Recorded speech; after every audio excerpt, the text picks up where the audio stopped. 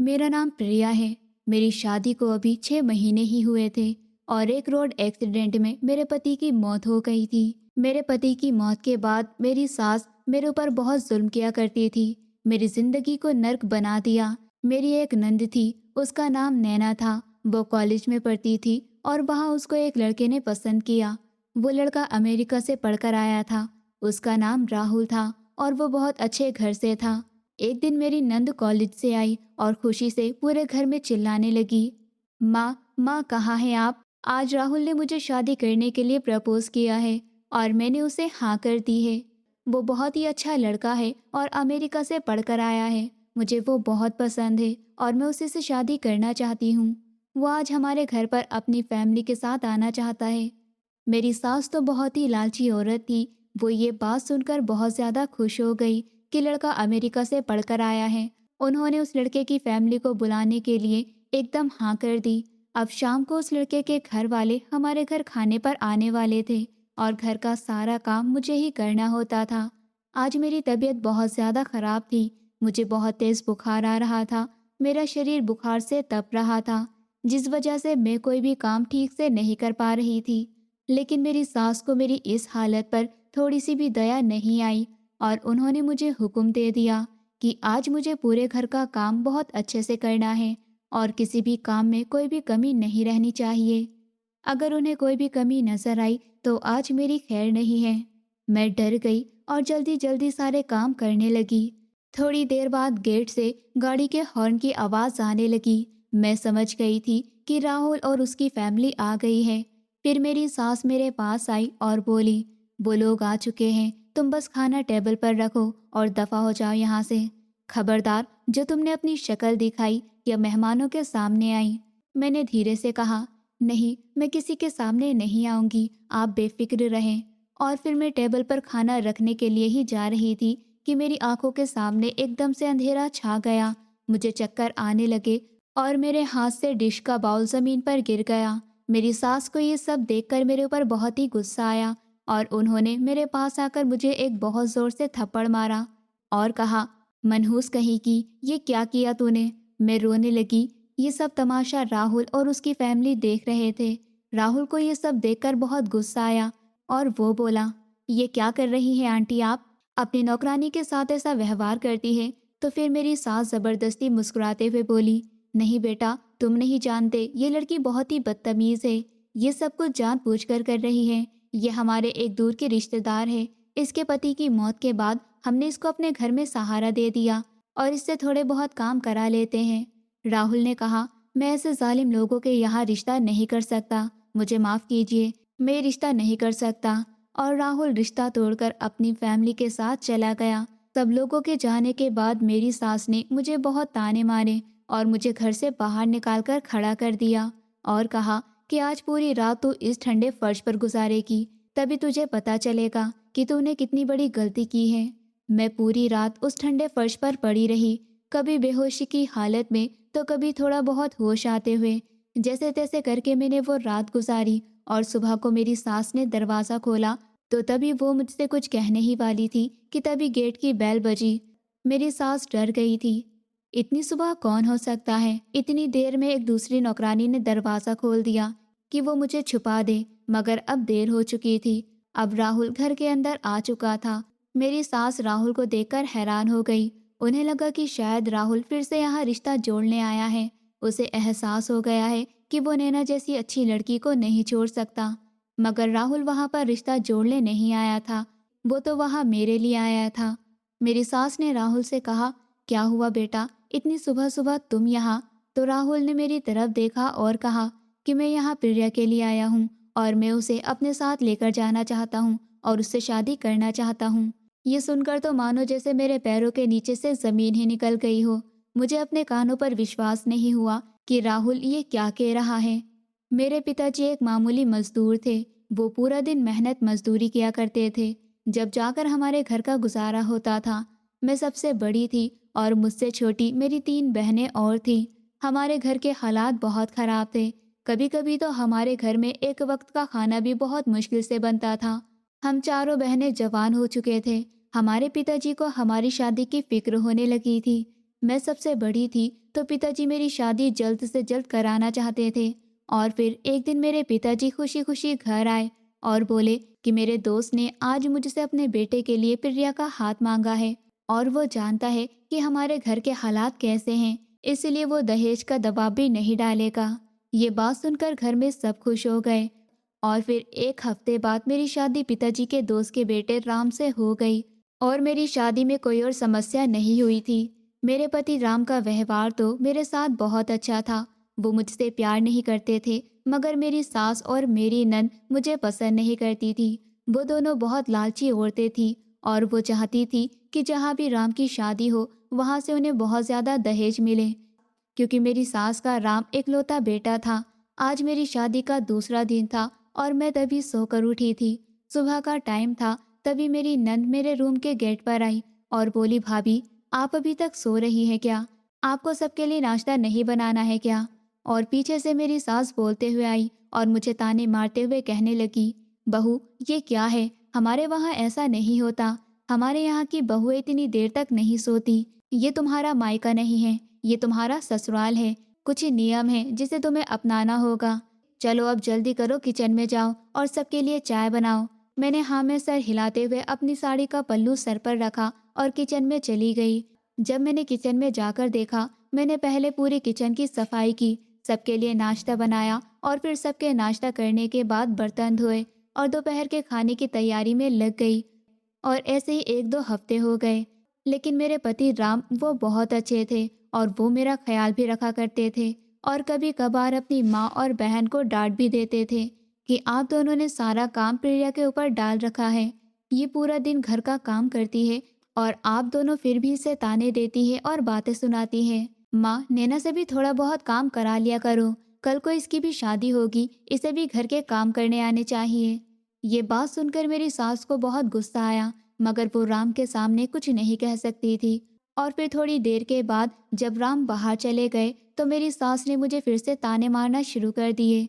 तूने मेरे घर का सुकून बर्बाद कर दिया है। तू मनहूस से दहेज में एक फूटी कौड़ी नहीं लाई और मेरे घर पर राज करना चाहती है। मेरे बेटे को अपने वश में कर रखा है। मैं उनकी सब बातें चुपचाप सुन लेती थी और उनको किसी भी बात का जवाब नहीं देती थी, क्योंकि मैं जानती थी अगर मैंने इन्हें जवाब दिया तो ये मेरी जिंदगी नर्क बना देंगी।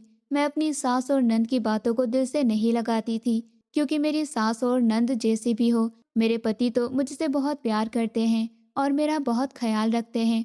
और फिर मेरे पति ऑफिस जा रहे थे तो उन्होंने मुझसे कहा कि शाम को तैयार हो जाना, हम बाहर खाना खाने चलेंगे। क्योंकि अभी 2 दिन पहले ही मेरे पति का ऑफिस में प्रमोशन हुआ था और इस बात को लेकर वो बहुत खुश थे। वो मुझे बाहर खाना खिलाने के लिए लेकर जाना चाहते थे। मैं ये बात सुनकर बहुत ज़्यादा खुश हो गई और जल्दी जल्दी अपने सारे काम खत्म करने लगी। मेरी सास और नंद ये बात सुनकर बहुत जल रही थी, मगर अपने बेटे के सामने कुछ नहीं बोल सकती थी। मैं और राम तो बाहर खाना खाते, मगर मेरी नंद और सास तो घर पर ही थे, इसीलिए मैं उन दोनों के लिए किचन में खाना बना रही थी। तभी बाहर लॉन्च में फ़ोन की घंटी बजी। नैना ने फ़ोन उठाया तो चीख पड़ी और रोते हुए कहने लगी कि माँ, भाभी, राम भैया का एक्सीडेंट हो गया है। अस्पताल से फ़ोन था कि भैया की हालत बहुत गंभीर है। ये बात सुनकर तो मेरे पैरों के नीचे से ज़मीन निकल गई और मेरी सांस फूट फूट कर रोने लगी। और फिर हम सब जल्दी जल्दी अस्पताल गए तो वहां जाकर पता चला कि जिस आदमी को अभी थोड़ी देर पहले अस्पताल लाया गया है, उस इंसान की मौत हो चुकी है। और राम की मौत की खबर सुनने के बाद तो मानो जैसे मेरी दुनिया ही गुजर गई है। मेरे पैरों के नीचे से ज़मीन निकल गई। मैं बर्बाद हो गई थी। मैं वही बेहोश हो गई और मेरी सास और नंद भी रोने लगी। और फिर अस्पताल की कुछ नर्सों ने मेरे मुंह पर पानी की छींटें मारी तो मुझे थोड़ा होश आया। और फिर हम सब राम के शव को एम्बुलेंस में लेकर घर पहुंचे तो वहां पर मोहल्ले की बहुत सी औरतें खड़ी थी और उसमें से कुछ औरतें हमें देखकर बातें बना रही थी तो कुछ मेरी हालत पर तरस खा रही थी। बेचारी इतनी सी उम्र में विधवा हो गई। अभी तो इसकी शादी हुई थी। तो कुछ कह रही थी कि इसके कदम ही मनहूस थे, अभी शादी के दिन ही कितने हुए थे और ये अपने पति को खा गई। मैं बहुत रो रही थी और उनकी बातें मेरे दिल पर तीर की तरह लग रही थी।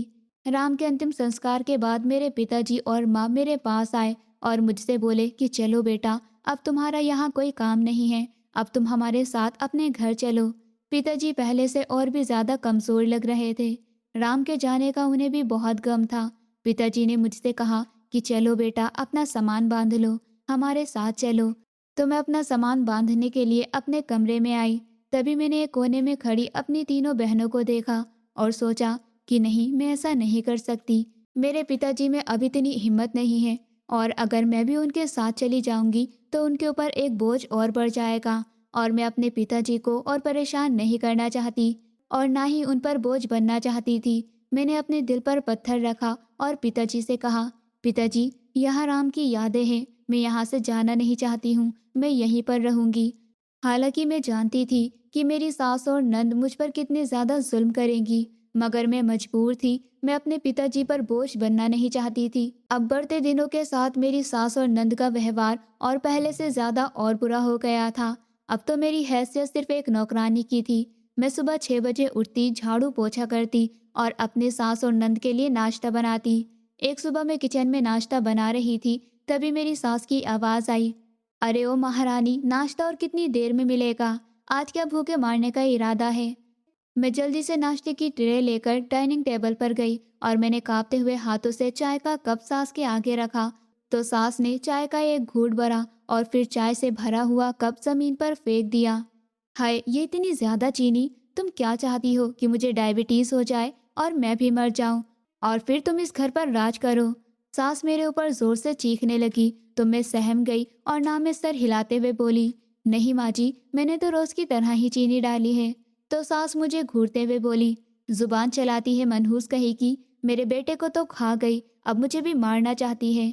ये शब्द मुझे तीर की तरह चुभते थे, मगर मैं कर भी क्या सकती थी। मैं रोते हुए चाय की प्याली के टुकड़े समेटने लगी। मैं कभी कभी सोचती थी कि पिताजी के घर चली जाऊं, मगर वहां भी मेरी 3 बहनें और थी, और मैं नहीं चाहती थी कि मेरी वजह से उन्हें कोई भी परेशानी हो। मुझे यही रहकर सब कुछ बर्दाश्त करना था, इसी में मेरी भलाई थी। राम की मौत को अभी 6 महीने भी नहीं हुए थे और घर में एक खुशी की खबर आ रही थी। एक दिन मेरी नंद नैना कॉलेज से आई तो वो बहुत खुश नजर आ रही थी। सास ने नैना से पूछा कि क्या हुआ बेटी? तो नैना ने बहुत ही खुश होते हुए कहा कि माँ, मैं एक लड़के को पसंद करती हूँ और वो अमेरिका से पढ़कर आया है और वो मुझसे शादी करना चाहता है। लड़के का नाम राहुल है। माँ, वो बहुत ही अमीर फैमिली से है। वो अपनी फैमिली को लेकर आज हमारे घर आना चाहता है। ये बातें सुनकर मुझे बहुत ही दुख हुआ। अभी तो राम की आत्मा को शांति भी नहीं मिली और ये लोग नैना की शादी की बात कर रहे थे। मगर फिर मैंने सोचा कि ये तो दुनिया की रस्म है, किसी के जाने से किसी की जिंदगी नहीं रुकती है, और बेटी की खुशी में माँ खुश होगी ही। राहुल के घर वाले आज शाम 7 बजे हमारे घर आने वाले थे। सास मेरे पास आई और बोली, खबरदार, जो तुम मेहमानों के सामने आई, अपना ये मनहूस साया मेरी बेटी की खुशियों पर मत डालना। तुम बस किचन में रहोगी और किचन का सारा कामकाज संभालोगी। मैंने सर हाँ में हिला दिया। शाम को मेहमान आए, लड़के की माँ और बहनें आई और उन्होंने नैना को पसंद कर लिया। क्योंकि लड़का अमेरिका का पढ़ा हुआ था और बहुत टाइम के बाद इंडिया आ रहा था, इसलिए उसकी माँ और बहनें यही चाहती थी कि शादी जल्द से जल्द हो जाए। नैना बहुत खुश थी। मैं किचन में काम कर रही थी, तभी नैना मेरे पास आई और बोली, भाभी, देखा मेरी किस्मत कितनी अच्छी है, मेरे लिए इतने अच्छे घर से रिश्ता आया है। मैं तो अब जल्दी शादी करके चली जाऊंगी। मैंने नैना से कहा, बहुत अच्छी बात है नैना, तुम खुश रहो बस। नैना ने मुझे घूरते हुए देखा और बोली, भाभी, आप भी तो मुझसे जल रही होंगी ना। मैं अमेरिका चली जाऊंगी और वहाँ खुशी से रहूंगी और आप यही ऐसे ही अपनी जिंदगी गुजारती रहोगी। लेकिन क्या करें, किस्मत अपनी अपनी। उसके ये शब्द मेरे दिल में तीर की तरह चुभ रहे थे। वो कितनी आसानी से मेरा मजाक बना रही थी। वो भूल गई थी कि कभी मैं भी इस घर में शादी करके आई थी और मेरे भी कुछ सपने थे, और इन दोनों माँ बेटी ने चकनाचूर कर दिए थे। जब से नैना का रिश्ता हुआ था, मेरी सास का व्यवहार और ज्यादा बुरा हो गया। वो मुझे बात बात पर ताने देती और जताती कि उनकी बेटी लाखों में एक है। एक दिन सास ने मुझे अपने पास बुलाया और कहा, मेरी बात कान खोलकर सुनो, कल लड़के वाले आ रहे हैं। घर की सफाई अच्छे से हो जानी चाहिए और खाने में भी कोई कमी नहीं रहनी चाहिए। मैं किसी भी तरह की कोई भी कमी बर्दाश्त नहीं करूंगी। कल अगर तुम्हारी वजह से कुछ भी गड़बड़ हुई और मेरी नाक कटी तो तुम्हारी जुबान काट दूंगी। ये लोग मुझे इंसान नहीं बल्कि काम करने वाली मशीन समझ रहे थे। मगर मैं बेबस थी। तभी नैना चीखती हुई आई और बोली, माँ माँ कहाँ हैं आप? मेरी बात जल्दी से सुनिए।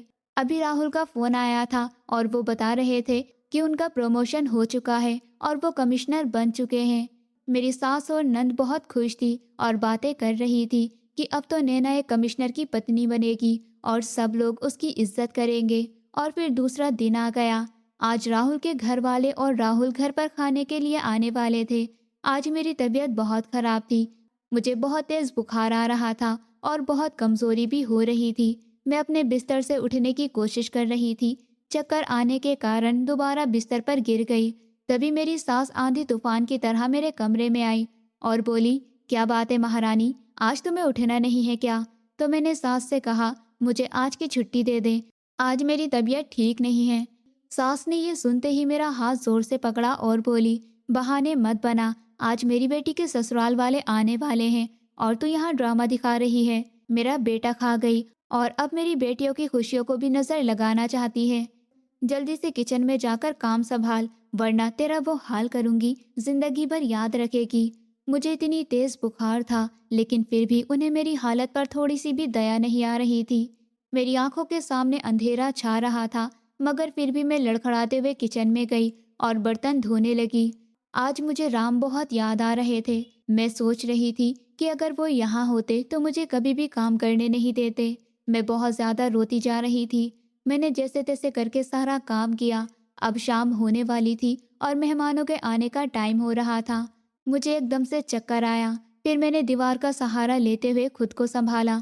तभी सास किचन में आई और एक एक डिशेस चेक करने लगी कि खाना ठीक बना है या नहीं। फिर बोली, खाना तो ठीक लग रहा है, मगर याद रखना, अपनी ये मनहूस शक्ल लेकर मेहमानों के सामने मत आना। खाना डाइनिंग टेबल पर रखना और गायब हो जाना। और अगर कोई भी गलती हुई तो आज की रात तू बाहर के ठंडे फर्श पर गुजारेगी। मैंने डर कर हाँ में सर हिला दिया और कहा, किसी चीज़ की कमी नहीं होगी माँ। बाहर से गाड़ियों की आवाज़ आने लगी तो मेरी सास गेट पर चली गई और मेहमानों का स्वागत करने लगी। मेरी सास मेहमानों से बहुत हंस हंस कर बातें कर रही थी। उनकी ये आवाज़ मेरे कानों में तीर की तरह लग रही थी। अब खाने का टाइम हो गया था।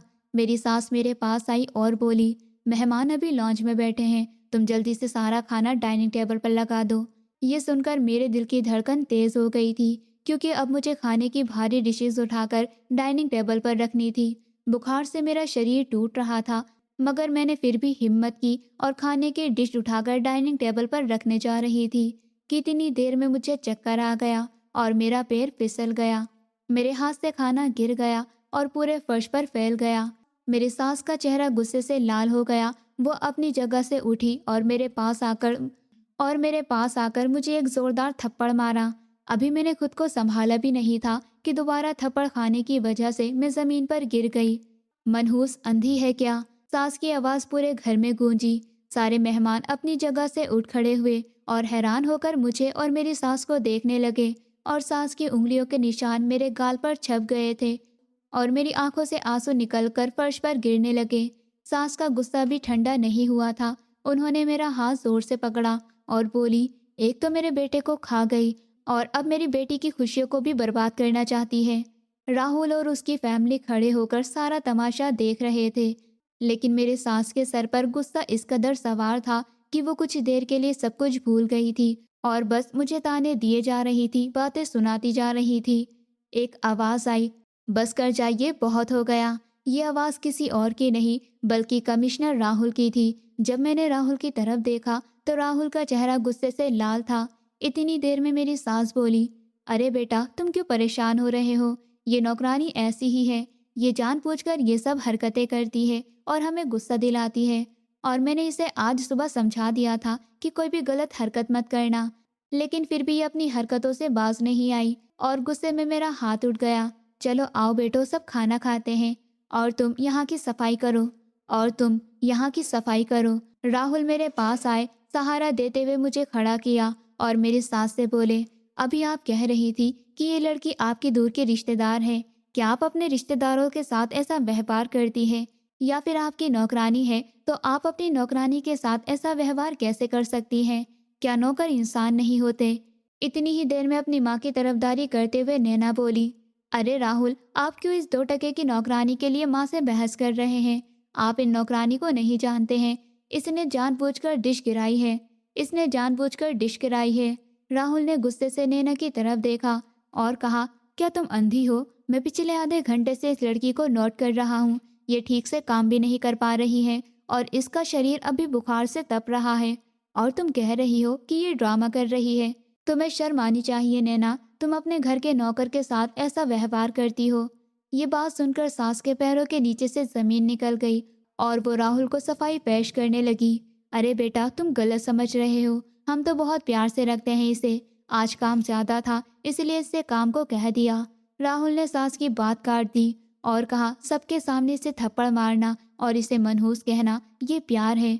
मैं यहाँ रिश्ते के लिए आया था, लेकिन मुझे नहीं पता था कि मैं जहाँ रिश्ते की बात करने जा रहा हूँ वो लोग अपने नौकर पर इतना जुल्म करते हैं, जैसे वो इंसान ही नहीं हो। ये बात सुनकर सास घबरा गई और जबरदस्ती मुस्कुराते हुए बोली, राहुल बेटा, ये आप क्या कह रहे हैं? मेरी बात तो सुनिए। राहुल ने किसी की भी कोई बात नहीं सुनी और अपनी बात को पूरा करते हुए बोले, ये आपके घर की नौकरानी है या फिर बात कुछ और है? क्योंकि जिस तरह आपने कहा कि ये आपके बेटे को खा गई, ऐसा लग रहा है कि इस लड़की का जरूर इस घर से कोई गहरा रिश्ता है।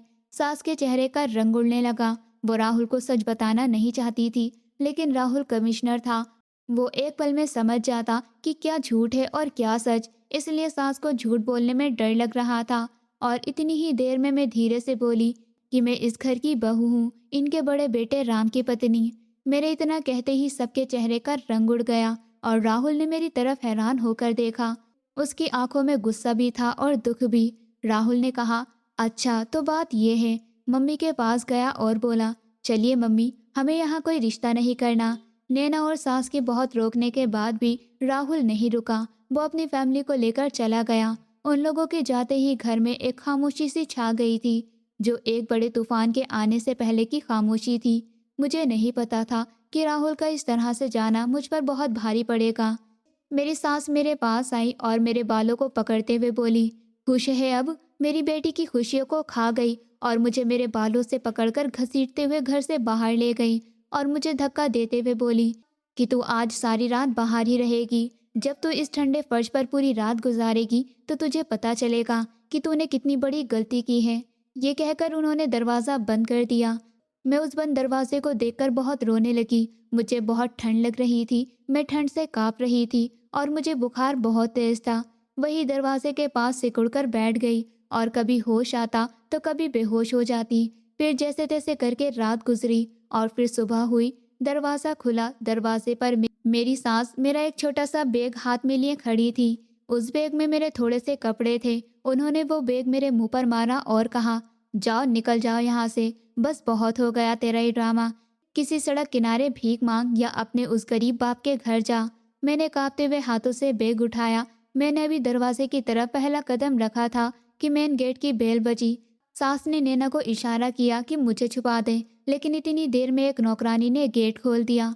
राहुल अंदर आने लगा तो सास राहुल को देखकर बोली कि बेटा, तुम यहाँ? तुम कल सब खत्म कर कर गए थे। लगता है तुम्हें अपनी गलती का एहसास हो गया। तुम यहाँ वापस रिश्ता जोड़ने आए हो ना? राहुल ने सास की बात का जवाब नहीं दिया और मेरी तरफ देखने लगे। फिर 2 मिनट बाद राहुल बोले, मैं रिश्ता जोड़ने नहीं बल्कि प्रिया के लिए आया हूँ। ये बात सुनकर मेरी सास और नैना जैसे पत्थर की मूरत बन गई।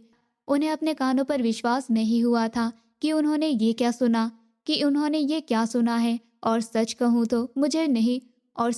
तो मुझे भी विश्वास नहीं हो रहा था कि राहुल ये क्या कह रहे हैं। मुझे ऐसा लगा कि शायद मैंने गलत सुन लिया है। लेकिन फिर राहुल ने कहा कि मैं यहाँ प्रिया को लेने आया हूँ। मैं प्रिया से शादी करना चाहता हूँ। ये सुन के मेरी सांस घूम गई। क्या तुम पागल हो गए हो? क्या तुम नहीं जानते कि ये मेरे बेटे की विधवा है? इसने हमारे घर को बर्बाद कर दिया है। तुम इसे अपने घर ले जाकर क्या करोगे? घर में नौकरानी बनाकर रखोगे? राहुल ने मेरी सास की तरफ देखा और कहा, नहीं आंटी, मैं तो इसे इज्जत दूंगा। मैं प्रिया से शादी करना चाहता हूँ। ये बात सुनकर दोनों माँ बेटे के मुंह से चीख निकल गई। नैना ने गुस्से से कहा, राहुल, क्या आप पागल हो गए हैं? आप मुझ जैसी पढ़ी लिखी लड़की को छोड़कर इस जाहिल से शादी करेंगे? मैं कितनी पढ़ी लिखी, कितनी खूबसूरत हूँ, आप इस नौकरानी के लिए मुझे ठुकरा रहे हैं। आप इस लड़की से शादी करेंगे, ये तो हमारे घर की नौकरानी बनने के काबिल भी नहीं है। राहुल ने हाथ ऊपर करते हुए नैना को चुप रहने का इशारा दिया और बोले, बस चुप हो जाओ। खूबसूरती इंसान के चेहरे में नहीं बल्कि उसके कैरेक्टर से होती है, जो मुझे तुम लोगों में कहीं नजर नहीं आई। मेरी सास को बहुत तेज गुस्सा आ रहा था और गुस्से में ही वो मेरी तरफ आई और बोली, राहुल, ये मेरे बेटे की विधवा है, मैं इसे आपको कहीं नहीं लेकर जाने दूंगी। आप इससे शादी नहीं कर सकते। लोग क्या कहेंगे कि कमिश्नर राहुल ने एक विधवा से शादी की। मैं जो कह रहा हूँ ठीक कह रहा हूँ। राहुल ने आगे बढ़कर कहा, ये बात ठीक है कि प्रिया आपके बेटे की विधवा है, लेकिन क्या विधवा को जीने का हक नहीं है, दूसरी शादी करने का हक नहीं है? मैं इसे इज्जत से अपने घर लेकर जाना चाहता हूँ, अपनी पत्नी बनाकर, और ये कोई गलत काम नहीं है। मैं दीवार का सहारा लेकर साइड में खड़ी थी। मैं बहुत हैरान थी कि ये सब क्या हो रहा है। क्या ये ऊपर वाले का कोई करिश्मा है या राहुल को मेरी बेबसी पर तरस आ रहा है? सास ने रोते हुए कहा, मैं बर्बाद हो गई। इसने जरूर कोई मेरे ऊपर जादू किया है। राहुल, यह आपको भी फंसा रही है और मासूम होने का बस ड्रामा कर रही है। राहुल ने जोरदार आवाज में कहा, चुप हो जाओ बस। तुम लोगों से अपनी बहू को ठीक से रखा नहीं जाता, उसके साथ जानवरों जैसा व्यवहार करती हैं और मारते पीटते हैं, घर का काम कराते हैं, इतने जुल्म करते हैं, और इसकी इस हालत को भी आप लोग ड्रामा बता रहे हैं। ये ठीक से खड़ी भी नहीं हो पा रही है, इसका शरीर बुखार से तप रहा है और आपको ये सब ड्रामा लग रहा है। शर्म आनी चाहिए आप जैसे लोगों को। और फिर राहुल मेरी तरफ पलटे और बहुत नरमी से बोले कि प्रिया, अब तुम्हें यहाँ रहने की ज़रूरत नहीं है। अब तुम्हें इन जालिमों के पास रहने की ज़रूरत नहीं है। मैं तुम्हें यहाँ से पहले डॉक्टर के पास लेकर जाऊँगा और फिर तुम्हारे घर लेकर जाकर तुम्हारे पिताजी से शादी के लिए तुम्हारा हाथ मांगूंगा। राहुल ने मेरा बैग उठाया और मुझे अपने साथ लेकर जाने के लिए तैयार हो गए। इतनी देर में मेरी सास आगे आकर हमारा रास्ता रोकने लगी। मैं तुम्हें इसे नहीं लेकर जाने दूंगी। तो राहुल ने मुस्कुराते हुए कहा, आप मुझे नहीं रोक सकती। आप मुझे जानती नहीं है क्या? मैं एक कमिश्नर हूँ। अगर मैंने आपके खिलाफ एक रिपोर्ट लिख दी और प्रिया ने आपके खिलाफ एक बयान दे दिया तो आपकी पूरी जिंदगी जेल की सलाखों में गुजरेगी। राहुल ने मेरा हाथ पकड़ा और मुझे गाड़ी में बिठाया और फिर मुझे अपने साथ लेकर जाने लगे। मैंने पीछे मुड़कर उस घर को देखा जहाँ मैंने इतने बुरे दिन काटे थे। जैसे जैसे गाड़ी रोड पर आगे बढ़ती जा रही थी, मुझे लग रहा था कि शायद अब मेरी जिंदगी में भी रोशनी होने वाली है, मेरे भी अच्छे दिन आने वाले हैं। और मैंने ये सोचा भी नहीं था कि मेरे सामने एक राज आने वाला है जिसको जानकर मेरी पूरी जिंदगी ही बदल जाएगी। राहुल पहले मुझे डॉक्टर के पास लेकर गए। डॉक्टर ने मेरा बुखार चेक किया, मुझे मेडिसिन दी और फिर हम वहाँ से निकल गए। और अब राहुल मुझे मेरे पिताजी के घर लेकर जा रहे थे। राहुल ने हाथ पकड़ा और मुझे सहारा देते हुए गाड़ी से बाहर निकालने में मदद की। अब राहुल और मैं पिताजी के घर के बाहर खड़े थे। राहुल ने गेट की बेल बजाई। पिताजी बाहर निकल कर आए और मुझे देखकर सीने से लगा लिया और बोले, बेटी, ये क्या हुआ है तुम्हें? तुम्हारी ये हालत किसने की? इतनी देर में ही मेरी माँ और बहनें भी गेट पर आ गई और मुझे देखकर बोली, ये क्या हो गया है तुम्हें? क्या तुम्हारे ससुराल वालों ने तुम्हें मारा है? और फिर पिताजी ने राहुल को देखा और पूछा, ये अजनबी कौन है?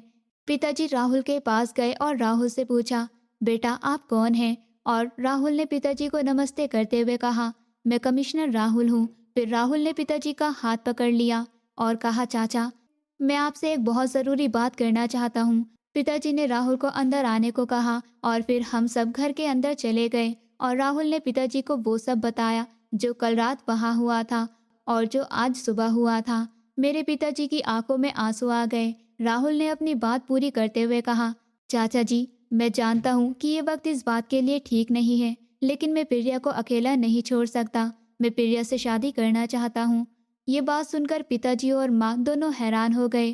पिताजी बोले, बेटा, तुम एक कमिश्नर हो और हम एक मामूली से लोग। और फिर प्रिया वैसे भी विधवा है, तुम इससे शादी करोगे तो लोग तरह तरह की बातें करेंगे। लोग क्या सोचेंगे कि एक कमिश्नर विधवा से शादी कर रहा है? क्या तुम्हारे घर वाले मानेंगे? राहुल ने मुस्कुराते हुए कहा, लोगों का काम है बातें करना और मैं अपने फैसले खुद करता हूँ और प्रिया का विधवा होना मेरे लिए कोई बुरी बात नहीं है। मुझे बस आपकी परमिशन चाहिए। पिताजी ने मेरी तरफ देखा जैसे वो मुझसे पूछ रहे हों कि मैं क्या चाहती हूँ। मेरे दिल में राम की याद तो थी, लेकिन मैं सोच रही थी एक बहुत अच्छा लड़का लेकिन मैं राहुल को सोच रही थी। राहुल बहुत अच्छा लड़का है, रहम दिल भी है। अगर मैं उससे शादी करूंगी तो इज्जत से अपनी ज़िंदगी गुजार सकूंगी। मैंने ये सोचते हुए हाँ में सर हिला दिया। शाम को ही शादी थी। मेरे हाँ करते ही शादी की तैयारी शुरू हो गई और फिर हम दोनों की शादी हो गई। राहुल मुझे अपने घर लेकर जा रहे थे। तभी रास्ते में राहुल ने मुझसे कहा, तुम ये मत सोचना मैंने तुम्हारे ऊपर कोई एहसान किया है, बल्कि इसके पीछे एक बहुत बड़ी वजह है जो मैं तुम्हें घर जाकर बताऊंगा। और फिर गाड़ी बड़े से बंगले के सामने जाकर रुकी। वो बंगला बहुत ही बड़ा और आलीशान था। राहुल ने गाड़ी का दरवाज़ा खोला और मेरा हाथ पकड़कर मुझे गाड़ी से बाहर निकालने में मदद की और मुझे बहुत ही इज्जत से घर के अंदर लेकर गए। अंदर जाकर जब हम दोनों बैठ गए और फिर मैंने हिम्मत करके राहुल से पूछा, राहुल आप मुझे क्या बताना चाहते हैं? आप किस बारे में बात कर रहे थे और आपने मेरे ऊपर इतना बड़ा एहसान क्यों किया है? मैं एक विधवा हूँ, ठुकराई हुई औरत हूँ और आप तो मुझे जानते भी नहीं, लेकिन फिर भी आपने मुझसे शादी करने का फैसला किया। आखिर क्यों? मैंने तुम्हारे ऊपर कोई एहसान नहीं किया है। और रही बात तुम्हें जानने की, तो मैं तुम्हें आज से नहीं बचपन से जानता हूँ। मैं राहुल की तरफ हैरत से देखने लगी और बोली, क्या मतलब है इस बात का? मैंने तो आपको कभी देखा भी नहीं, ना ही कभी आपसे मिली। मैं तो आपको जानती भी नहीं। राहुल ने मुस्कुराते हुए मेरी तरफ देखा और अपनी पॉकेट से एक बहुत पुरानी फ़ोटो निकालकर मुझे दिखाई। उस फोटो में मैं बहुत ही छोटी थी और मेरी बराबर में एक छोटा सा लड़का खड़ा था। और अब मैं सब कुछ समझ गई थी कि राहुल कौन है और वो मुझे कैसे जानते हैं। राहुल मेरे बचपन के दोस्त थे जिनके साथ मैं बचपन में खेलती थी। लेकिन राहुल के पिताजी एक पुलिस ऑफिसर थे जिनका ट्रांसफ़र दूसरे शहर में हो गया था और राहुल अपनी फैमिली के साथ वहीं शिफ्ट हो गया था। लेकिन मैं नहीं जानती थी कि राहुल इस तरह से मेरी ज़िंदगी में दोबारा वापस आएगा। राहुल ने वो फ़ोटो मुझे दिखाई। ये फ़ोटो तुम्हें याद है? ये मेरे पास जब से है जब हम साथ खेलते थे और पिताजी के ट्रांसफ़र होने के बाद हम दूसरे शहर में शिफ्ट हो गए थे। लेकिन मैंने आज तक इस फ़ोटो को संभाल कर रखा है और मैं तुम्हें रोज़ याद करता था। मैं तुम्हें कभी नहीं भूल सका और मैं तुमसे मिलना चाहता था। लेकिन मेरी ग्रेजुएशन कंप्लीट होने के लिए पिताजी ने मुझे बाहर अमेरिका में पढ़ने भेज दिया। अमेरिका से अपनी पढ़ाई कंप्लीट कर कर आया तो मैंने तुम्हें ढूंढने की बहुत कोशिश की और फिर मैं वहाँ उसी जगह गया जहाँ मेरा पुराना घर था और तुम और मैं वही साथ खेलते थे। मैं वहाँ गया, वहाँ के लोगों से तुम्हारे बारे में पूछताछ की तो जब मुझे पता चला कि तुम्हारी शादी कहीं और हो चुकी है, ये बात सुनकर मैं टूट गया था क्योंकि मैं तुमसे प्यार करता था और तुमसे शादी करना चाहता था। लेकिन तुम्हारी शादी हो चुकी है। मैंने ये बात जानकर खुद को संभाला और अपने काम में मगन हो गया। लेकिन फिर जब मेरे रिश्ते की बात तुम्हारी नन से चली और जब मैं तुम्हारे ससुराल आया तो मैं तुम्हें देखते ही पहचान गया। मैंने तुम्हें वहाँ उस हाल में देखा और मुझे पता चला कि तुम विधवा हो गई हो और तुम्हारे ससुराल वाले तुम्हारे साथ ऐसा व्यवहार करते हैं। तो मैं घर जाकर पूरी रात सो नहीं सका। मैं पूरी रात तुम्हारे बारे में ही सोच रहा था और मैंने फैसला कर लिया था कि मैं अब तुमसे ही शादी करूँगा और तुम्हें इज्जत से अपने घर लेकर आऊँगा और तुम मेरे लिए कोई गैर नहीं हो, मेरे बचपन की दोस्त हो, मेरा पहला प्यार हो। मैं तुम्हें वहाँ ऐसे कभी नहीं छोड़ सकता था। ये बात सुनकर मैं रोने लगी तो राहुल ने मेरे चेहरे से आंसू साफ किए और कहा कि अब तुम्हें रोने की कोई ज़रूरत नहीं है। अब तुम मेरी पत्नी हो और मैं तुम्हारा बहुत ख्याल रखूँगा। तुम्हें कभी कोई परेशानी नहीं होगी। ये बात सुनकर मैं ऊपर वाले का ये बात सुनकर मैंने ऊपर वाले का धन्यवाद किया और उधर मेरी सास और नंद को जब ये पता चला कि राहुल कोई और नहीं मेरा बचपन का दोस्त है तो वो ये बात सुनकर और ज़्यादा जल गई। अब मेरी सास को नैना के लिए कोई अच्छा रिश्ता नहीं मिल रहा था। उन्हें अपनी गलती पर पछतावा था और मैं ऊपर वाले को धन्यवाद दे रही थी कि उसने मुझे मेरे सास और नंद के जुल्म से बचाने के लिए राहुल को भेजा और मुझे उस नर्क से बाहर निकाला। राहुल की बातें सुनते ही ऐसा लगा जैसे मेरे बीते हुए जख्मों पर किसी ने पहली बार मरहम रखा हो। जिन सवालों के साथ मैं बरसों से जी रही थी, आज उन सब का जवाब मुझे उसकी आंखों में दिख रहा था। वो कोई एहसान नहीं जता रहा था, ना ही किसी मजबूरी में ये रिश्ता जोड़ रहा था।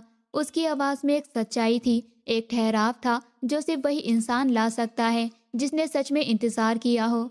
मैंने पहली बार महसूस किया कि ज़िंदगी केवल सहने का नाम नहीं होती, कभी कभी वो दोबारा मुस्कुराने का मौका भी देती है। जिस औरत को लोग मनहूस, बोझ और विधवा कहकर कुचल देना चाहते थे, आज वही औरत किसी की पहली पसंद बन चुकी थी। बिना दया के, बिना शर्त के राहुल का हाथ थामते हुए मुझे अपने भीतर एक अजीब सी शांति महसूस हो रही थी, जैसे कोई लंबा अंधेरा सफर तय करने के बाद आखिरकार सुबह हो गई हो। जिस घर में मैं अपमान और डर के साथ जीती थी, वो अब पीछे छूट चुका था, और उसके जुल्म भी उसके साथ छूट गए थे। मेरी मजबूरी, मेरी बेबसी, मेरी खामोशी। उस रात जब मैं राहुल के घर आई, तो पहली बार किसी घर ने मुझे अपनाया था, परखा नहीं था। यहाँ कोई मुझे मेरे अतीत से नहीं तोल रहा था, बल्कि मेरे आज और आने वाले कल को सम्मान दे रहा था। मैंने मन ही मन राम को याद किया और पहली बार तसल्ली महसूस की। शायद वो भी यही चाहता था कि मैं जिंदा रहूं, सिर्फ सांसों से नहीं बल्कि हिम्मत से। कभी कभी भगवान इंसाफ देर से करता है, मगर जब करता है तो ऐसा करता है कि इंसान का भरोसा दोबारा लौट आए। मेरे लिए वो इंसाफ राहुल बनकर आया था। बचपन की दोस्ती, अधूरी मोहब्बत और टूटे हुए आत्मसम्मान को जोड़ता हुआ। और उस दिन मुझे समझ आया, हर औरत की कहानी आंसुओं पर खत्म नहीं होती। कुछ कहानियां जुल्म से निकलकर इज्जत तक जाती हैं। कुछ औरतें टूटकर भी हारती नहीं, बल्कि एक दिन अपनी खामोशी को अपनी सबसे बड़ी ताकत बना लेती हैं। लेकिन पता नहीं क्यों मेरे दिल में एक अजीब सा डर था। उस रात नींद मेरी आंखों से कोसों दूर थी। मैं छत को घूरते हुए अपने ही सवालों में उलझी हुई थी। क्या सच में मुझे दोबारा खुश होने का हक है? क्या बीता हुआ कल मुझे हमेशा सजा देता रहेगा? मेरे मन में यादों का सैलाब उमड़ रहा था। वो दिन जब मैं सपनों से भरी एक लड़की थी, फिर वो रिश्ते जिन्होंने मुझे तोड़ना चाहा, हर ताना, हर चुप्पी, हर समझौता, सब कुछ मेरी रूह पर लिख गया था। मैंने कभी जोर से शिकायत नहीं की, मगर मेरे अंदर की औरत हर रोज चिल्लाती रही। राहुल की बातों ने उस औरत को पहली बार सुना था। उसने मेरे अतीत को बोझ नहीं समझा, बल्कि उसे मेरी ताकत की तरह देखा। और यही बात मुझे डराने लगी थी, क्योंकि जब इंसान बरसों अंधेरे में रहे तो रोशनी भी आंखों को चुभने लगती है। मैं खुद से लड़ रही थी। एक आवाज कहती थी, अब भी वक्त है, पीछे हट जा। दूसरी आवाज फुसफुसाती थी, जिंदगी हर बार मौका नहीं देती। मैंने शीशे में खुद को देखा, वही चेहरा, मगर आंखों में अब सवाल थे, डर थे, उम्मीदें थी। पहली बार मुझे एहसास हुआ कि मैं सिर्फ किसी की पत्नी, किसी की बहू या किसी की मजबूरी नहीं हूँ। मैं एक इंसान हूँ जिसे जीने का हक है। उस पल मैंने फैसला किया, अगर डर के साथ ही जीना है तो कम से कम अपनी शर्तों पर जीऊंगी। वक्त बीतने लगा, मगर इस बार वक्त के साथ दर्द नहीं बढ़ा, बल्कि समझ बढ़ी। घर की दीवारें अब मुझे अजनबी नहीं लगती थी। हर सुबह जब सूरज की किरणें पर्दों से छनकर कमरे में आती, तो ऐसा लगता जैसे कोई कह रहा हो, तुम सुरक्षित हो, अब डरने की जरूरत नहीं। राहुल कभी मेरे सवालों का जवाब नहीं देता था, वो मेरे सवालों के साथ बैठ जाता था, और शायद यही सबसे बड़ी राहत थी। मैंने फिर से खुद को तलाशना शुरू किया। वो किताबें जो कभी अधूरी छूट गई थी, वो सपने जो हालात के नीचे दब गए थे, सब एक एक कर कर बाहर आने लगे। कभी कभी पुराने लोग जिंदगी में लौटने की कोशिश करते, अपने शब्दों के साथ, अपने पछतावे के साथ। लेकिन अब मेरे भीतर इतनी ताकत थी कि मैं दरवाजा खोलकर भी किसी को अंदर ना आने दूं। मैंने सीखा कि माफ करना जरूरी है, मगर खुद को दोबारा तोड़ने की इजाजत देना नहीं। शहर की वही गलियां, वही नजरें, वही बातें, सब कुछ वही था, मगर अब मैं वो नहीं थी। लोगों ने धीरे धीरे ये मान लिया कि एक औरत का शांत रहना उसकी कमजोरी नहीं, और टूट जाना उसकी हार नहीं। मैंने अपने अतीत को दफन नहीं किया, मैंने उसे अपने साथ चलना सिखाया, क्योंकि जो बीत चुका है वो अगर सीख बन जाए तो बोझ नहीं रहता। एक शाम छत पर बैठी मैं आसमान देख रही थी। राहुल पास आकर चुपचाप बैठ गया। ना कोई वादा, ना कोई सवाल, बस साथ। उस पल मुझे एहसास हुआ कि प्यार हमेशा शोर नहीं करता, कभी कभी वो सिर्फ मौजूद रहता है। मेरी जिंदगी अब किसी कहानी की तरह नहीं लगती थी, बल्कि एक सच्चाई की तरह लगती थी, जिसमें दुख भी था, लेकिन अब वो दुख मुझे परिभाषित नहीं करता था। मैंने समझ लिया था कि हर औरत को किसी का सहारा नहीं चाहिए, उसे बस इतना चाहिए कि उसे इंसान समझा जाए। और शायद यही वजह थी कि मेरी मुस्कान अब मजबूरी में नहीं थी, बल्कि संतोष थी। कहानी यही नहीं रुकती, क्योंकि कुछ कहानियां पढ़ने के लिए नहीं होती, वो जीने के लिए होती है। और ये कहानी एक ऐसी औरत की थी जिसने टूटकर ये सीख लिया कि खुद को चुन लेना ही सबसे बड़ी जीत है। इस कहानी से हमें ये सीख मिलती है कि जिंदगी चाहे कितनी भी कठिन क्यों ना हो, अगर इंसान धैर्य, आत्मसम्मान और अच्छाई को अपने भीतर जिंदा रखे, तो एक दिन हालात बदलते जरूर हैं। ये कहानी हमें सिखाती है कि हर अंधेरी रात के बाद एक उजली सुबह जरूर आती है। बस जरूरत होती है टूटकर भी हार न मानने की। कहानी की नायिका प्रिया का जीवन संघर्षों से भरा हुआ है। कम उम्र में पति की मृत्यु, ससुराल में अपमान, मानसिक और शारीरिक प्रताड़ना और समाज की बेरुखी, ये सब किसी भी इंसान को तोड़ सकते हैं। लेकिन प्रिया की सबसे बड़ी ताकत ये थी कि उसके हालात चाहे जैसे भी हो, अपने अंदर की इंसानियत और सहन शक्ति को मरने नहीं दिया। ये कहानी हमें सिखाती है कि असली मजबूती रोने में नहीं, बल्कि रोकर फिर खड़े होने में होती है। इस कहानी का एक बड़ा संदेश ये भी है कि हर औरत की जिंदगी सिर्फ उसकी शादी या वैवाहिक स्थिति से तय नहीं होती। प्रिया विधवा थी, लेकिन इसका मतलब ये नहीं था कि उसे सम्मान से जीने का अधिकार नहीं था। समाज अक्सर विधवा औरतों को बोझ या अशुभ मान लेता है, लेकिन ये कहानी हमें सिखाती है कि औरत पहले इंसान होती है, उसे भी प्यार, सम्मान और नई शुरुआत का पूरा हक है। कहानी ये भी दिखाती है कि सच्चा चरित्र और इंसानियत पद पैसा या पढ़ाई से नहीं आती। प्रिया की सास और नंद समाज में खुद को इज्जतदार दिखाती थी, लेकिन उनके दिल में दया नहीं थी। वही राहुल, जो एक बड़े पद पर था, उसने इंसानियत को सबसे ऊपर रखा। इससे हमें ये सीख मिलती है कि इंसान की असली पहचान उसके व्यवहार से होती है, ना कि उसकी सामाजिक हैसियत से। इस कहानी का एक और महत्वपूर्ण मोरल ये है कि अन्याय सहना भी एक सीमा तक सही होता है। प्रिया ने बहुत कुछ सहा, लेकिन जब सच्चाई सामने आई तो न्याय अपने आप उसके साथ खड़ा हो गया। इसका मतलब ये नहीं कि हर बार कोई तीसरा आकर बचाएगा, बल्कि ये कि सच्चाई और सही व्यवहार देर से ही सही जीतता जरूर है। कहानी ये भी सिखाती है कि किसी के दुख का मजाक उड़ाना या उसे कमजोर समझना सबसे बड़ा अपराध है। नैना और उसकी माँ ने प्रिया के दर्द को उसकी कमजोरी समझ लिया, लेकिन वही दर्द उसकी सबसे बड़ी ताकत बन गया। इससे हमें सीख मिलती है कि हमें कभी किसी को उसके हालात के आधार पर छोटा नहीं समझना चाहिए। इस कहानी का एक पॉजिटिव संदेश ये भी है कि जीवन में दूसरा मौका मिलना गलत नहीं होता। समाज अक्सर दूसरी शादी को गलत नज़र से देखता है, खासकर जब बात एक विधवा औरत की हो। लेकिन ये कहानी बताती है कि अगर रिश्ता सम्मान, समझ और बराबरी पर टिका हो तो वो रिश्ता पवित्र और सही होता है। राहुल और प्रिया का रिश्ता इसी सोच का प्रतीक है। कहानी ये भी सिखाती है कि माता पिता का घर हमेशा संतान के लिए खुला होना चाहिए। प्रिया के माता पिता ने उसे सहारा दिया, सवालों से नहीं तोला। इससे ये संदेश मिलता है कि बेटियां चाहे शादी के बाद कहीं भी चली जाएं, मायका हमेशा उनका सुरक्षित स्थान होना चाहिए। इस कहानी का एक बहुत सकारात्मक पहलू ये भी है कि अच्छा इंसान हमेशा किसी न किसी रूप में जिंदगी में लौट कर आता है। राहुल का वापस आना ये दिखाता है कि सच्चा रिश्ता समय और दूरी से खत्म नहीं होता। अगर भावनाएं सच्ची हो तो किस्मत रास्ते दोबारा मिला ही देती है।